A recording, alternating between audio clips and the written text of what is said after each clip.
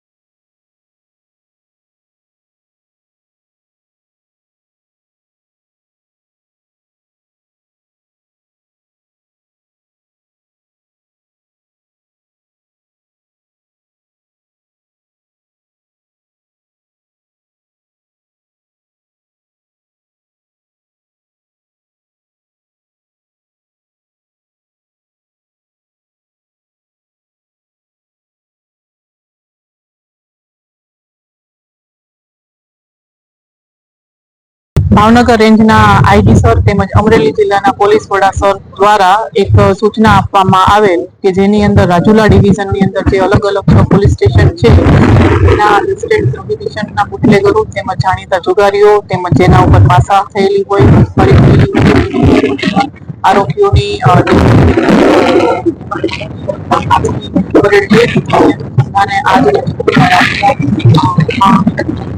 હાજરી પરેડ લેવામાં આવી તેમજ પોલીસ સ્ટેશનના આશરે 150 જેટલા આરોપીઓ છે એને હાજર રાખવામાં આવેલ અને તે તમામ લોકોને એક સૂચના એવી આપવામાં આવેલ છે કે જે અત્યાર સુધી એ લોકોએ કોઈ ગુના કર્યા હોય અને તેમ છતાંય જે બહાર હોય અને હાલમાં પણ એવી કોઈ પણ ગેરકાયદેસર પ્રવૃત્તિઓમાં એ લોકો હોય તો તે લોકોને કડક સૂચના આપવામાં આવેલ છે કે એ પ્રકારની તમામ પ્રવૃત્તિઓ છે બંધ કરી નાખે અને સમાજની અંદર કોઈ પણ પ્રકારની શાંતિ રહે આ લોકોને જે પ્રકારના ગુનાઓ બને છે અને જે કોઈ આકસ્મિક સંજોગો દ્વારા બનતા હોય છે તો તેવું ન કરવું અને એ બદલ એ લોકોને